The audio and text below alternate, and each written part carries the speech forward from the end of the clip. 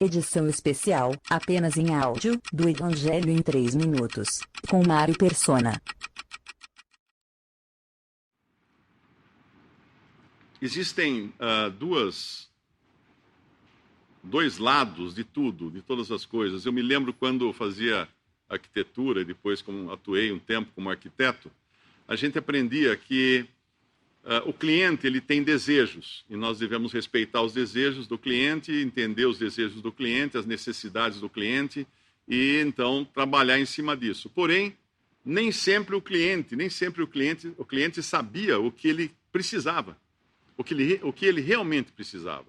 E muitas vezes as pessoas vinham com uma ideia e depois até agradeciam porque não tinha saído daquele jeito. Aí percebiam que se tivesse feito daquele jeito seria muito ruim. Gastariam muito dinheiro, ficaria uma circulação péssima na casa ou no escritório, ou na fábrica. Então existiam esses dois lados da coisa. O cliente e existia o arquiteto tentando trabalhar essas coisas. Com Deus não é muito diferente. Existem as necessidades que o homem acredita serem necessidades e aquelas que Deus realmente sabe que o homem precisa. Aquilo que Deus realmente conhece a respeito do ser humano e sabe que ele precisa. No caminho para cá, eu sempre passo ali numa rua perto de casa, onde tem eu acho que alguma escola de budismo, alguma coisa do tipo.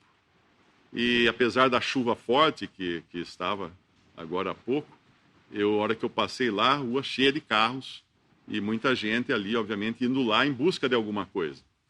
Eu, há 40 anos, eu estaria indo lá também, porque eu estava envolvido em todas essas religiões orientais. E o budismo é muito confuso, porque existem tantas vertentes budistas que você nunca sabe exatamente qual é que vai seguir. São muitos ensinamentos, muitas coisas, mas uma coisa que eu aprendi na época que eu lia muito sobre isso, estudava isso, é que não havia certeza de coisa alguma. Eram coisas que buscavam atender a necessidade humana nesta vida e só, porque quando se falava na morte e depois da morte, a coisa era sempre muito vaga. Era muito vaga. Alguns creem na reencarnação, que volta para eliminar seu karma, e vai e volta, e vai e volta. Alguns creem que não há Deus de maneira nenhuma, que a pessoa fica direto depois numa espécie de coletivo não pessoal. Então existem tantas vertentes que é realmente uma coisa confusa. Mas, de qualquer maneira, não existe a certeza de vida eterna. Se você chegar para uma pessoa de qualquer religião que acredite ou em reencarnação, ou em boas obras, ou em esmola, em caridade, e perguntar: se você morrer hoje, para onde você vai? Eu acho que eu vou para o além, depois vou ser aperfeiçoado, depois eu volto, depois eu volto. Nenhuma certeza de vida eterna. Nada.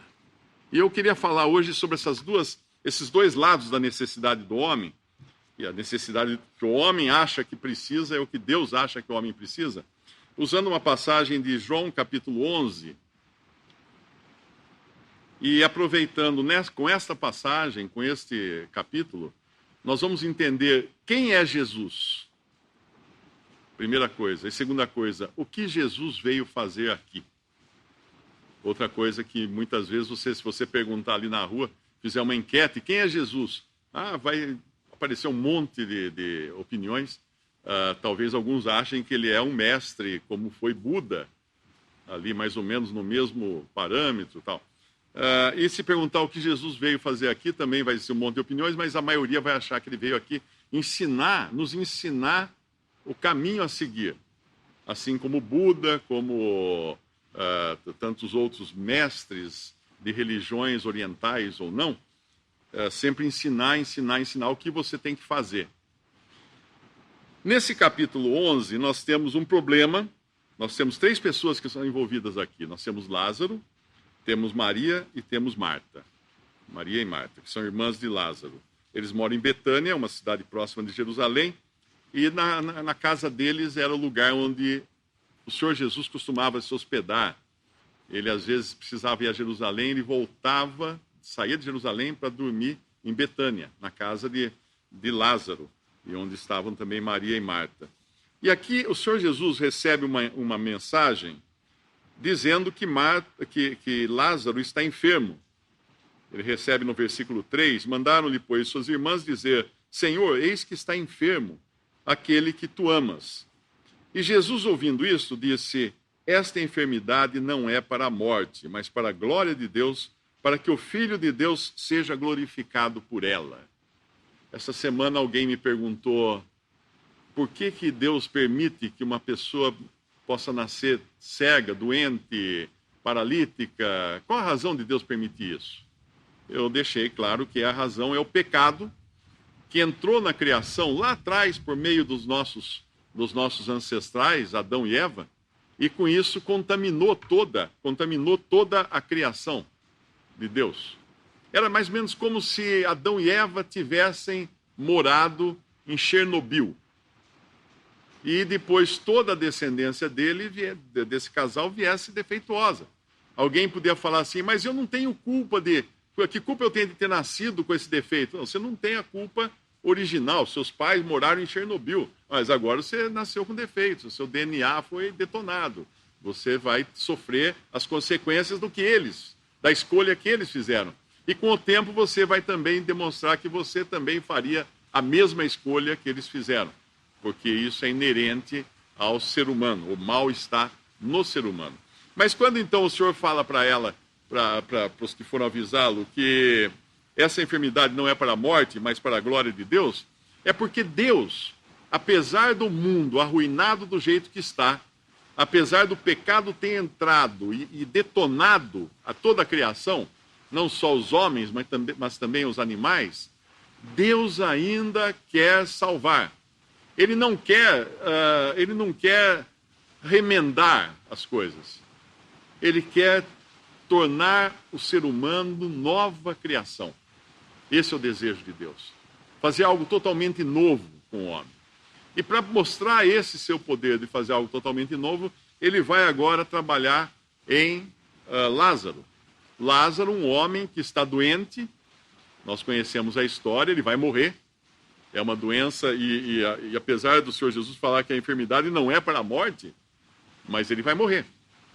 Ele vai morrer. Mas Deus tinha um objetivo para cumprir na vida de Lázaro e também na vida de todas as pessoas que iriam ver o que estava acontecendo com Lázaro. E nós aqui, 2000 anos mais tarde, Deus seria glorificado também naquilo que iria acontecer com Lázaro.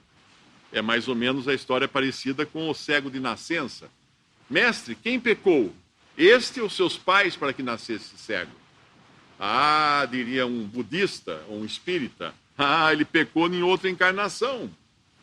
Ou então seus pais pecaram, seus pais praticaram o mal, tem um karma, os pais, então eles vão ter que sofrer, cuidar de um filho cego para sempre.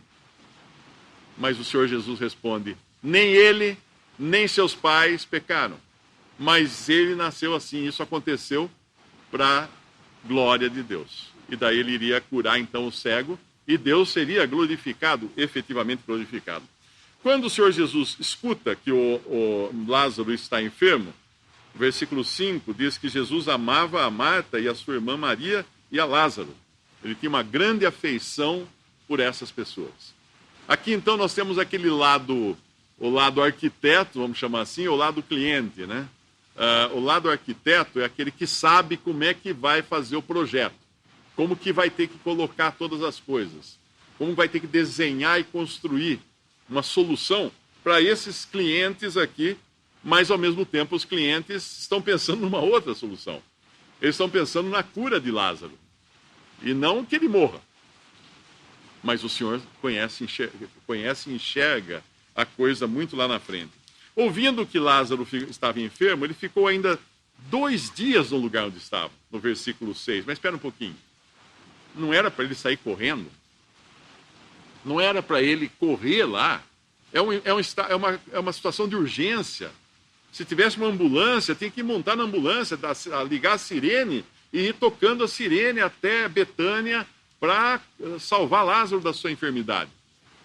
Ele faz uma coisa semelhante daquela mulher que tinha um fluxo de sangue. Ele estava a caminho de curar uma menina que estava à morte, estava moribunda, e a mulher para conversar com ele, e toca ele no caminho, toca nas vestes dele, e ele para ainda para conversar com a mulher. Alguém poderia dizer assim: senhor, o senhor esqueceu que tem um compromisso lá, tem uma menina morrendo, como é que o senhor para bater papo no meio da rua, no meio do caminho? Mas ele ia curar aquela mulher e ele ia resolver também o problema depois da menina. Nós estamos falando de alguém que é totalmente diferente de tudo e de todos. Por isso que se você perguntasse a qualquer pessoa quem é Jesus, ele diria: é um grande mestre, é um grande filósofo, é um homem que deu um grande exemplo, foi um mártir, nossa, fez tanto bem, coitado, e ainda pregaram numa cruz, pagaram, é como Tiradentes, vão achar que é isso. Ou, se você perguntar a um espírita, um espiritualista, um esotérico, é um espírito elevado, que já estava nas suas últimas reencarnações, nos seus últimos planos de reencarnação. Ou você vai perguntar para um outro das teorias conspiratórias dos sites de internet e YouTube, era um ET que veio ao mundo para ensinar como que tem que viver num outro planeta ou alguma coisa assim. Então vai ter um monte de coisa.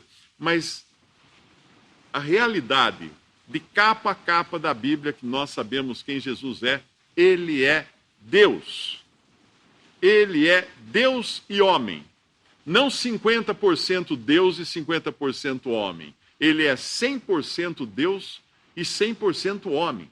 Até então, Deus nunca tinha sido homem, até a encarnação de Jesus. Até ele vir ao mundo para nascer como homem, na sua humanidade, gerado pelo Espírito Santo no ventre de Maria, nunca Deus tinha sido homem. Imagine um escritor que começa a escrever um romance e de repente ele fica tão apaixonado pela personagem que ele criou no romance, que ele fala assim: e se eu queria entrar nesse romance, eu queria participar disso. Aí o que ele faz? Ele cria um personagem, que é ele. E quem conhece um pouco de literatura sabe que muitos escritores fazem isso. Eles em alguns dos seus romances, o próprio escritor é o personagem, o escritor ou a escritora é o próprio personagem do romance, porque ele quer participar daquilo. Ele quer participar daquilo. Isso Cristo fez. Deus, o Filho de Deus, queria participar disso aqui. De onde nós estamos. Ele queria entender, conhecer, saber o lugar exatamente. Ele queria saber o que é ser homem. O que é humanidade. Uma coisa que Deus não sabia, por incrível que pareça. Deus sabe tudo? Sabe tudo. Mas nunca tinha experimentado ser homem. Com todas as fraquezas de um homem. Mas, ao mesmo tempo, continuando a ser Deus. Com todo o poder e a majestade e a glória de Deus. Nós vamos entender isso? Jamais. Não cabe na nossa cabeça. Mas é isso que a Bíblia ensina. Então ele vai se atrasar, então, 2 dias. E depois, quando ele fala que ele iria para a Judéia, no versículo 7, vamos outra vez para a Judéia, ele fala para os discípulos. Aí os discípulos: Rabi, mestre, ainda agora os judeus procuravam apedrejar-te e tornas para lá? Como que você vai voltar para lá? Jesus respondeu: não há 12 horas no dia? Se alguém andar de dia, não tropeça, porque vê a luz deste mundo. Mas se andar de noite, tropeça, porque nele não há luz. Isso parece ser uma charada, que ele diz, mas o que ele está dizendo basicamente é o seguinte: luz e trevas. Deus é luz. Trevas é ausência de luz. Luz é perfeição. Trevas é imperfeição, é pecado. Trevas é mal. Luz é bom. O que ele estava dizendo é o seguinte: alguém que anda de dia não tropeça. Quem é que anda de dia? Quem não tem pecado. Quem não tem pecado? Todo ser humano tem, mas ele não. O assunto aqui era o seguinte: querem te matar. Se voltar para eles, vão te matar. Não vão. Não vão, porque quem anda de dia não tropeça. Mas quem anda de noite, tropeça, porque nele não há luz. Agora, quem está falando isso não é alguém que tinha luz. Era a própria luz falando isso.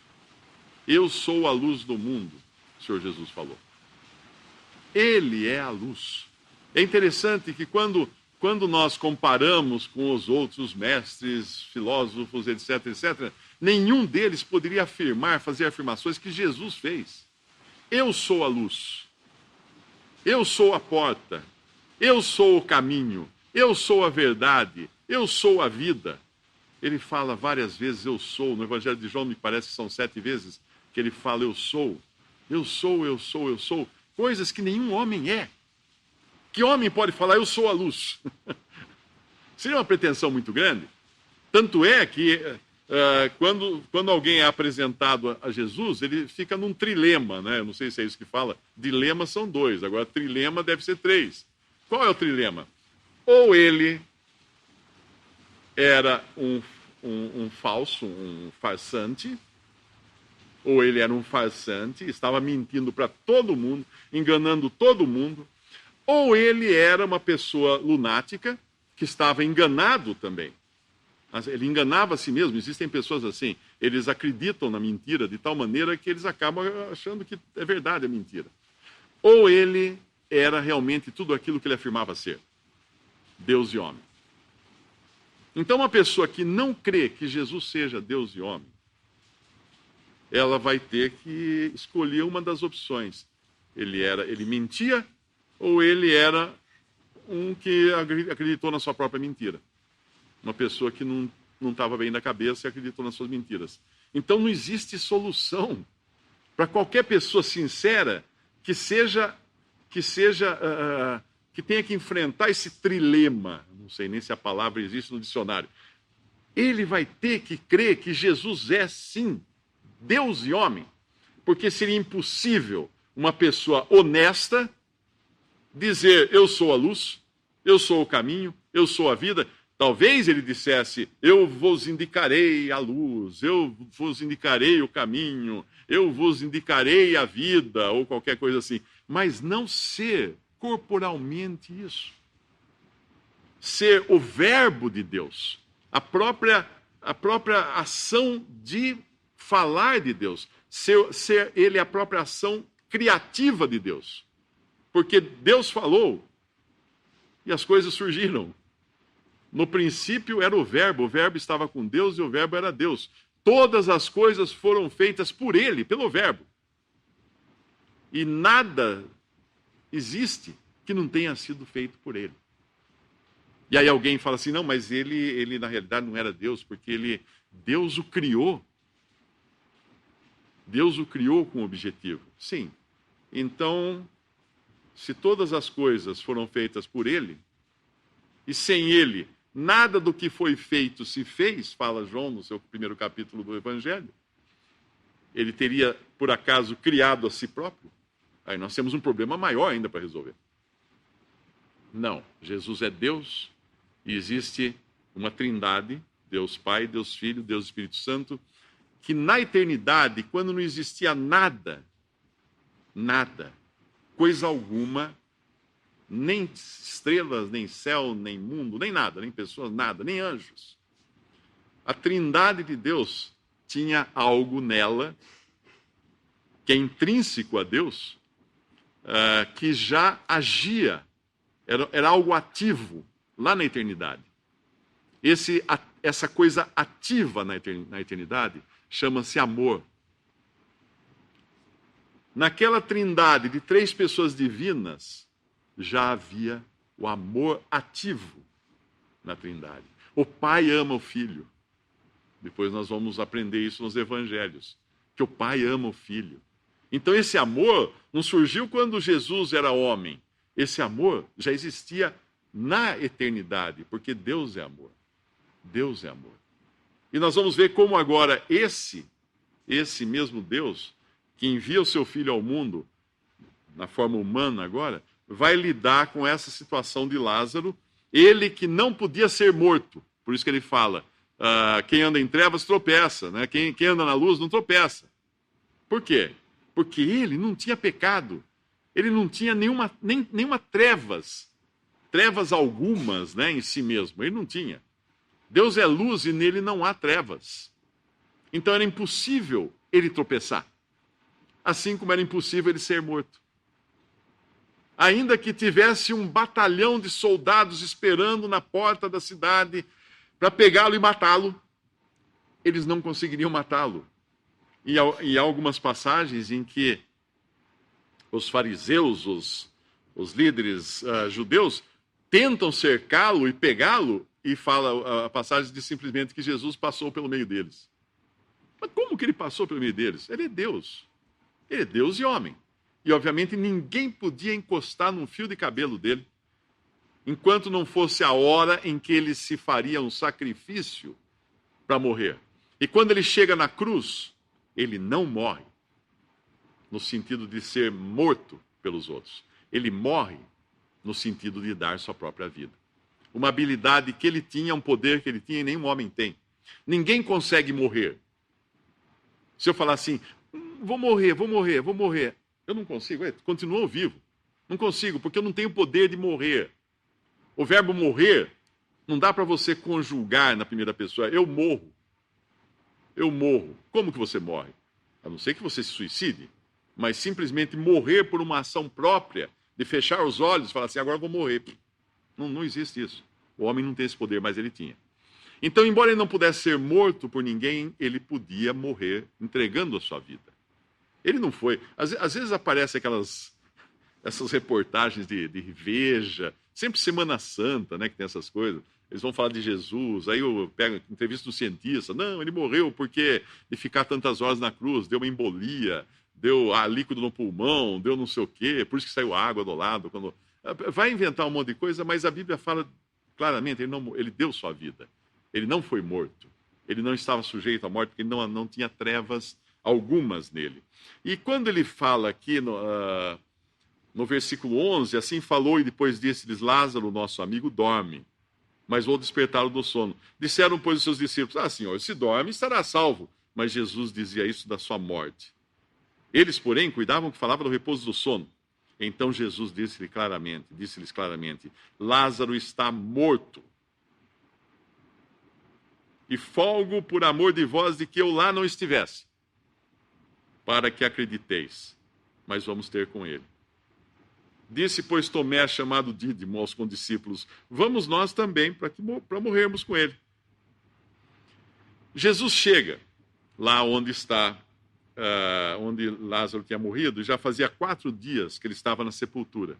E quando ele chega,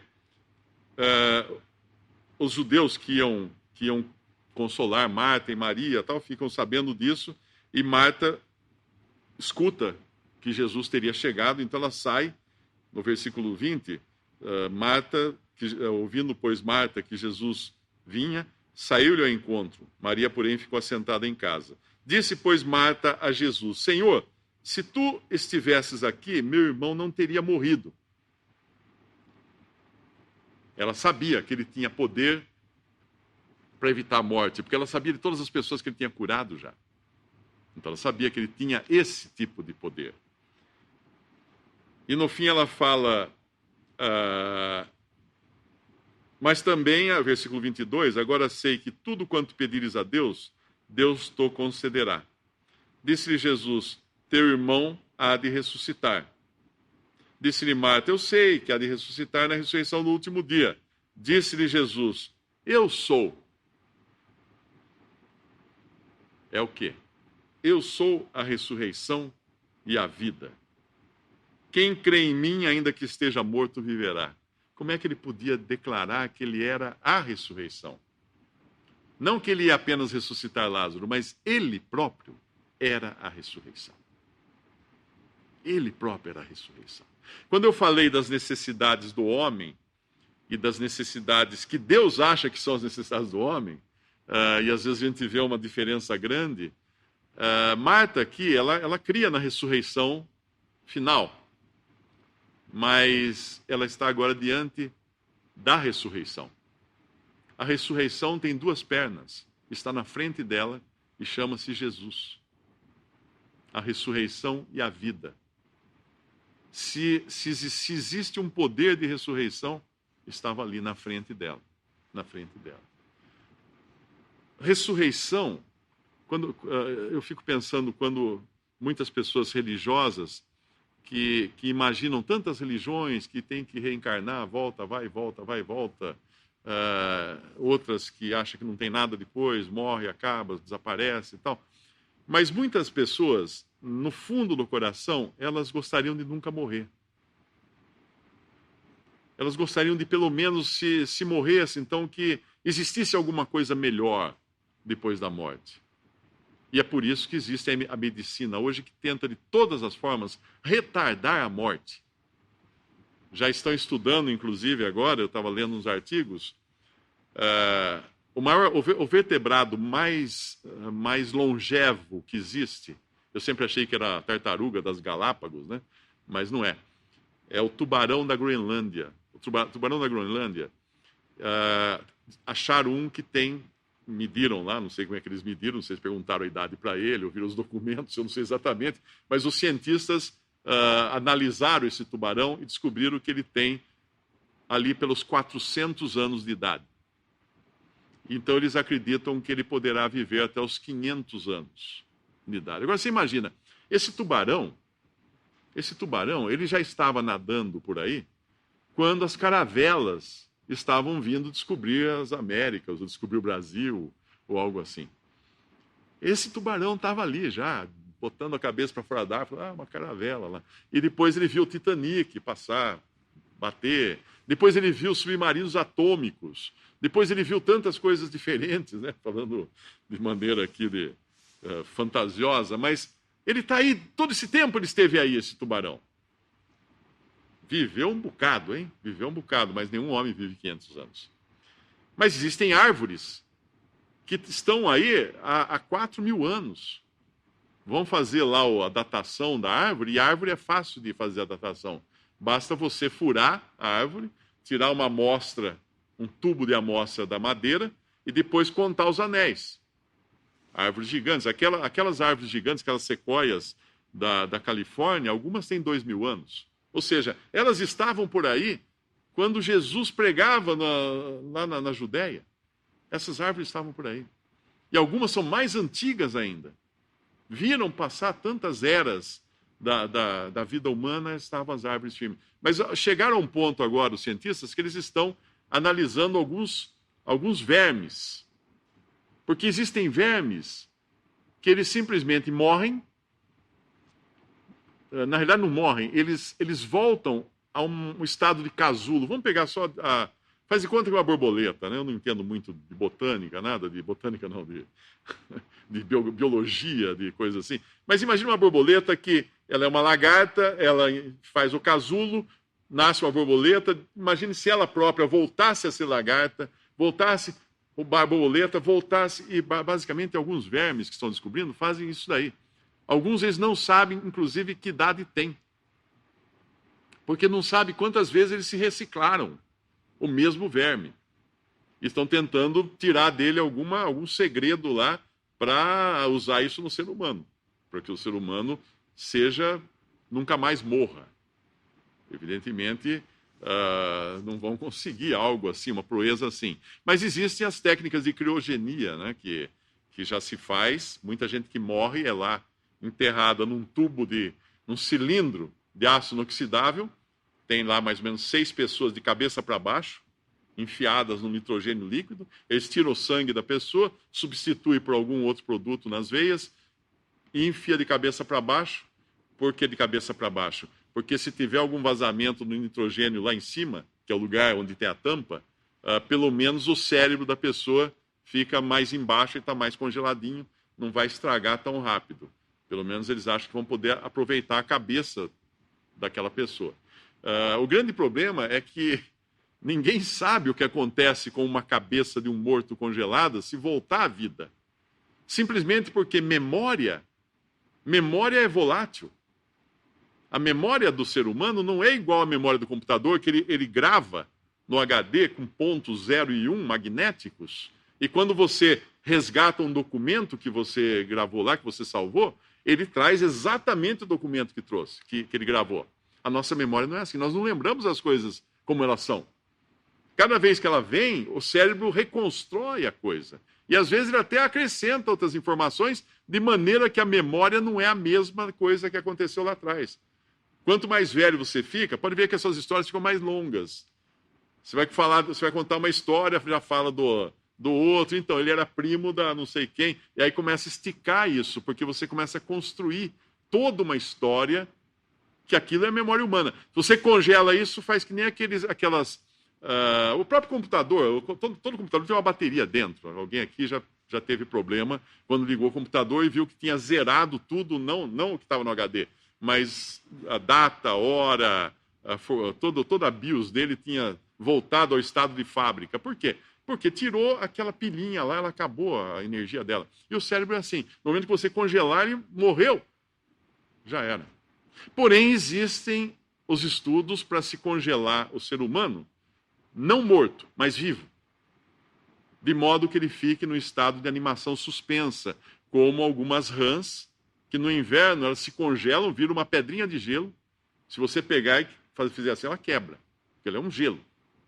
Ela injeta alguma coisa, ela produz alguma coisa no sangue dela para poder suportar esse congelamento sem que as veias estourem, né? As artérias estourem, e ela reduz os batimentos cardíacos a quase nada, quase zero. E passa o inverno todo congelada, e quando vem o sol, você encontra vídeos desses no YouTube, ela descongelando, você vê assim aquele bloquinho de gelo, e eles põem em câmera rápida, e vai descongelando, de repente ela estica uma perninha, estica a outra, e daí sai pulando. Aquela ranzinha que ficou 6 meses congelada. Estão testando essas coisas para viagens espaciais. Agora, o homem quer realmente viver, o homem quer realmente continuar vivo, nem que seja congelado, vou acordar lá na frente. Vai acordar, mas espera aí, quando você acordar, você vai ter memória? Você vai ser você? Não mais. Se você tiver morrido, não mais. Você não é mais você. E aqui, quando se fala de ressurreição, é trazer a própria pessoa de volta. É trazer aquele ser humano com aquela identidade de volta. E quando Jesus aqui vê que Lázaro tinha morrido, a primeira pessoa que vai conversar com ele, nós falamos de 3 clientes, né, aqui. Um está morto, e o Senhor vai resolver o problema dele. Outro é Marta, e outro é Maria. E veja as abordagens diferentes que ele toma para cada uma dessas pessoas. Marta é a pessoa racional. Marta é a pessoa que quer explicação. Marta é a pessoa prática. Tanto é que naquela outra cena que nós temos no Evangelho, quando o Senhor Jesus vai na casa de Marta, de Lázaro, Marta está trabalhando, o tempo todo trabalhando, e Maria sentada aos pés do Senhor, só aprendendo com ele, se deleitando com o ensinamento dele. E Marta dá uma dura em Maria: Senhor, não vê que eu estou fazendo tudo sozinha aqui? Ela está aí sentada, e o Senhor fala, ela escolheu a melhor parte. Então Marta era a pessoa prática, aquela pessoa que faz tudo. Maria era contemplativa. Maria era outro tipo de pessoa. Tanto é que quando Marta chega, o Senhor tem um longo diálogo com ela. E ela faz uma coisa aqui.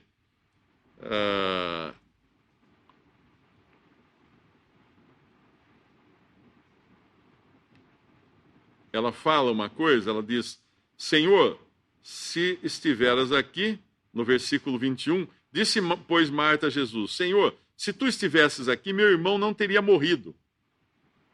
E aí ela começa um diálogo longo. E o Senhor revela para ela que Ele é a ressurreição e a vida, que todo aquele que crê nele, ainda que esteja morto, viverá, e todo que vive e crê nele nunca morrerá. E ainda cobra de Marta: você crê nisso? E ela diz no versículo 27, sim, Senhor, creio que tu és o Cristo, o Filho de Deus que havia de vir ao mundo.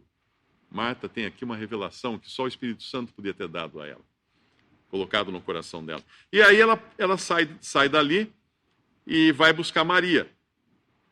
E quando Maria chega, no versículo 32, tendo, pois, Maria chegado onde Jesus estava, vendo-o, lançou-se aos seus pés, dizendo: Senhor, se tu estivesses aqui, meu irmão não teria morrido. A mesma coisa que Marta falou. Mas essa agora é Maria. Maria não quer uma explicação. Maria quer um coração. E é isso que o Senhor vai dar para ela. Para outra, o Senhor deu toda uma explicação lógica, racional das coisas, e ela sai satisfeita e vai chamar Maria. Quando ele fala para Maria, se tu estivesses aqui, ela fala para ele: meu irmão não teria morrido? Jesus, pois, quando a viu chorar, e também chorando os judeus que com ela vinham, moveu-se muito em espírito e perturbou-se. Eu ouvi um comentário que isso aqui é um estado de raiva. Uma raiva santa, obviamente, porque o Senhor não tinha pecado. Mas uma indignação. Ele moveu-se e perturbou-se.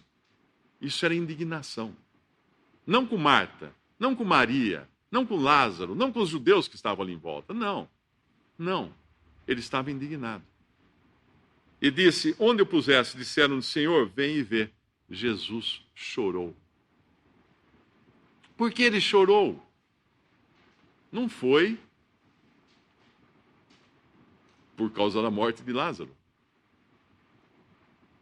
Ele, claro, foi empático com Maria, com Marta e com todos os que estavam ali chorando, pranteando a morte de Lázaro.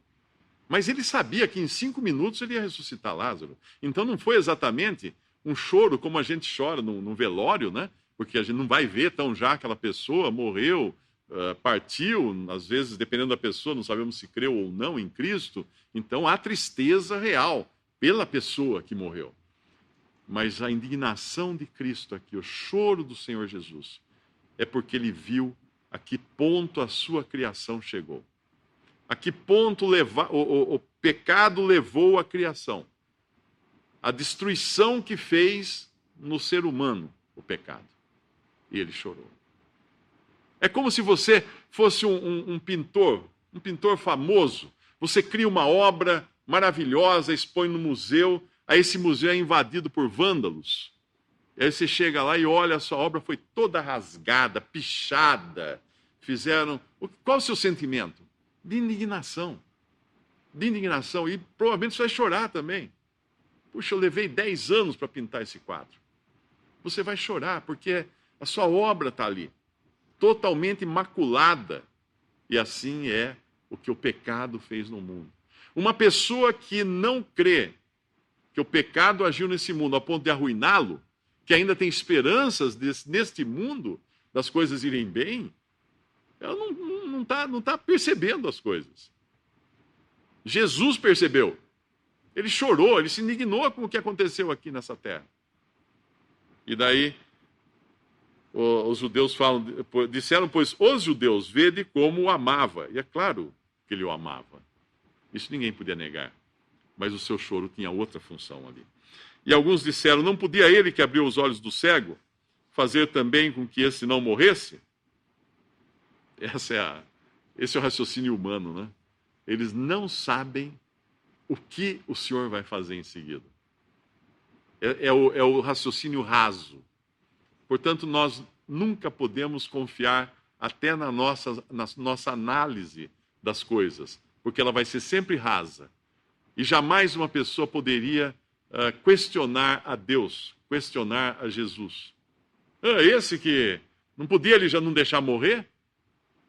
É como se o Senhor virasse para ele e falasse assim, amigo, você não sabe o que eu vou fazer. Você não está vendo 1 centímetro na frente do nariz. Tem muita coisa ainda. E essa coisa é muito, muito maior do que qualquer ser humano poderia imaginar. Jesus movendo-se outra vez muito em si mesmo, outra vez aqui essa tomada de emoção que ele tem no versículo 38, veio ao sepulcro e era uma caverna e tinha uma pedra posta sobre ela. Disse Jesus, tirai a pedra. Marta, irmã do defunto, disse-lhe, Senhor, já cheira mal, porque é já de 4 dias. Ele podia falar, eu sei. Por que você acha que eu esperei 2 dias, mais o tempo de viagem até aqui? Foi para deixar muito claro que 4 dias não era mais possível uma pessoa voltar à vida. Já cheira mal. Já está se degradando o corpo. O corpo já está se corrompendo. Não tem volta. É um cadáver. Tiraram, pois, a pedra. Jesus, levantando os olhos ao céu, disse, Pai, graças te dou por me haveres ouvido. Eu bem sei que sempre me ouves, mas eu disse isto por causa da multidão que está em redor, para que creiam que tu me enviaste. E tendo dito isto, clamou com grande voz, Lázaro, sai para fora. E o defunto saiu. Tendo as mãos e os pés ligados com faixas e o seu rosto envolto num lenço, disse-lhes Jesus: desligai-o e deixai-o ir. Muitos, pois, dentre os judeus que tinham vindo a Maria e que tinham visto o que Jesus fizera, creram nele. Veja que aqui, com esta ação, muito maior do que ter curado Lázaro, ter impedido que ele ficasse doente, ter feito qualquer outra coisa, com esta ação, o Senhor não só tirou Lázaro da sepultura, mas fez com que muitos crescem nele. Muitos foram salvos nesse dia pela fé em Jesus. E Lázaro foi o instrumento que Deus usou. Assim como aquele cego de nascença, assim como qualquer pessoa neste mundo, que às vezes passa por dores, aflições, por doenças terríveis, pela perda de um ente querido, o resultado disso pode ser dois, ou um ou outro. Ou a pessoa pode se indignar contra Deus, esconjurar Deus, se achar a pessoa mais infeliz do mundo, viver uma vida terrível, uma vida de ódio, uma vida de dor, de sofrimento, de mágoa, o coração cheio de mágoa, ou ela pode glorificar a Deus nisso que ela está passando. Marta e Maria estavam agora glorificando a Deus, porque Lázaro, na sua morte, glorificava a Deus. Como reagir diante do sofrimento? É inevitável o sofrimento, mas que frutos dá o sofrimento? O que Deus pode fazer com aquele sofrimento? É isso que importa. E aqui Deus fez muita coisa, o Senhor Jesus fez muita coisa. Eu não imagino como é que Lázaro tenha saído do túmulo com as mãos e os pés amarrados. Ele não saiu pulando, ele não saiu dando passinho curto, ele saiu. Só diz isso, que ele saiu. Então o milagre é maior às vezes do que a gente imagina, né? Você fala assim, não, então ele saiu, né? Ressuscitou, mas agora ele saiu do túmulo. Ele saiu do túmulo.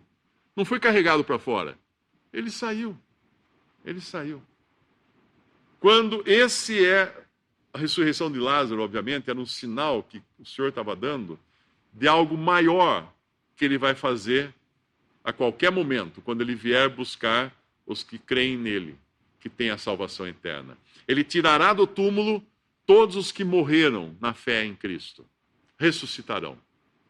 E ele transformará todos os que estiverem vivos. E juntos, agora com um corpo incorruptível, um corpo que pode viver na eternidade, todos subirão para desfrutar daquilo que havia na eternidade. O que havia na eternidade?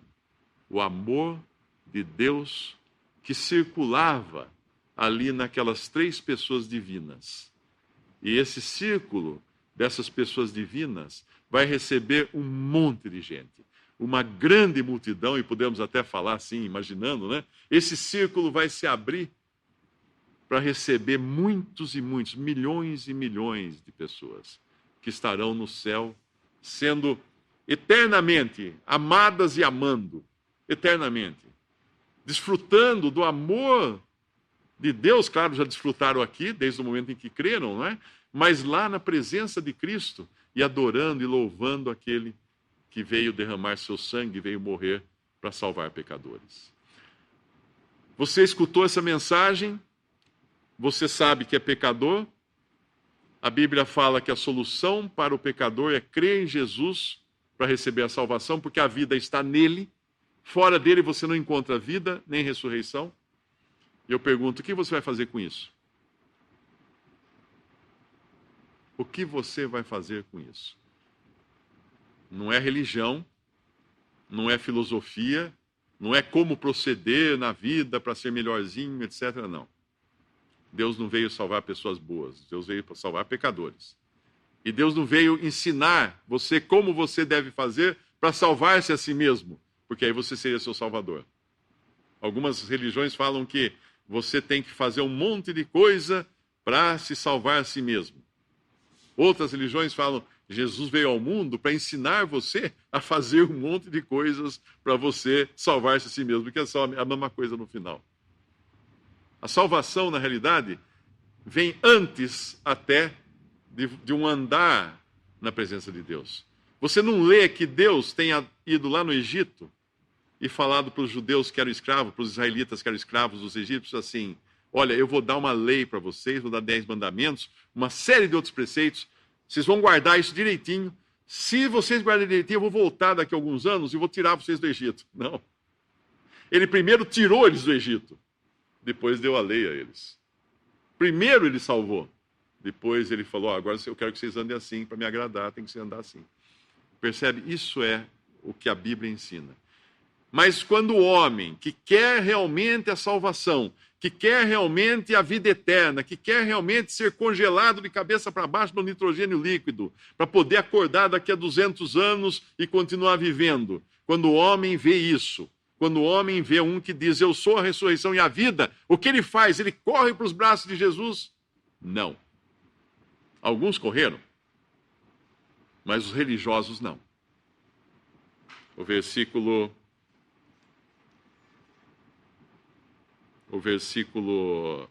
47 diz, depois os principais dos sacerdotes e os fariseus formaram um conselho e diziam, que faremos? Porquanto este homem faz muitos sinais. Se o deixarmos assim, todos crerão nele e virão os romanos e tirar-nos do nosso lugar a nação, o nosso lugar e a nação. E Caifás, um deles, que era sumo sacerdote naquele ano, lhes disse, vós nada sabeis, nem considerais que nos convém que um homem morra pelo povo e que não pereça toda a nação.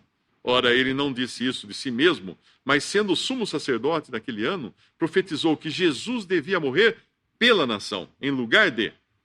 E não somente pela nação, mas para reunir em um corpo os filhos de Deus que andavam dispersos.